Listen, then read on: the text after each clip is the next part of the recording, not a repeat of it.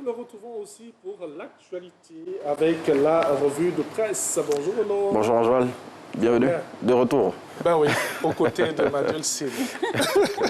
Alors, on va commencer avec cette information. La troisième phase du dialogue politique, on en parlait tout à l'heure, eh bien, s'est achevée hier. Oui, bien évidemment. Et selon le Patriote, de nombreux points d'accord ont été trouvés entre le pouvoir et l'opposition. Le confrère souligne qu'au terme de cette activité, le Premier ministre Ahmed Bakayoko a déclaré, je cite, « Joignons les actes aux engagements que nous venons de prendre ». Et décryptage toujours de cette information avec plusieurs quotidiens sur le même sujet. Donc le matin révèle que le Premier ministre a obtenu de bons résultats. Oui, selon le confrère, après 9 jours d'échanges avec l'opposition et la société civile, le Premier ministre Ahmed Bakayoko a arraché un accord historique.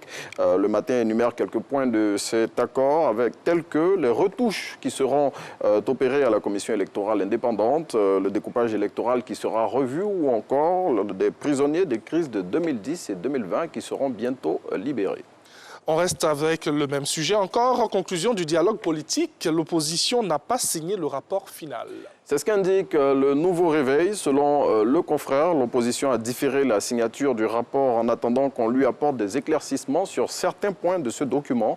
Plus de précisions dans le Nouveau Réveil. Restons donc avec cette opposition pour parler du président du FPI qui sera présenté devant le juge aujourd'hui même.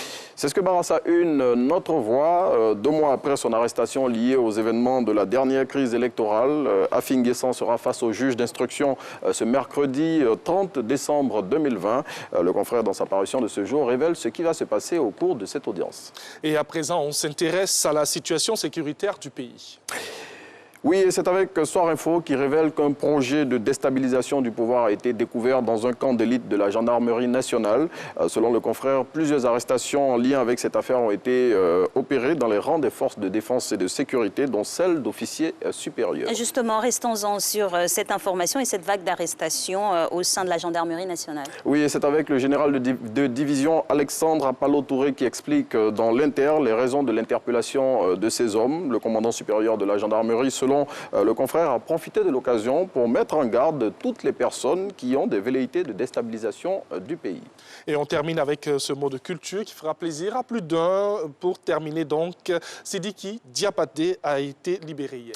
Oui, la star de la musique malienne qui était détenue depuis 3 mois a été libérée hier après avoir versé une caution. Bonne nouvelle selon Soir Info pour les fans du prince de la Kora qui, on se souvient, avait été interpellé pour séquestration et coups et blessures graves aggravés sur son ex-copine. Sidiki Diabaté, à en croire le confrère, bénéficie d'une liberté provisoire en attendant un éventuel procès pour éclaircir cette affaire. Tout à fait. Il faudrait qu'on ait le fin mot de l'histoire, que ce procès se tienne. Bien évidemment.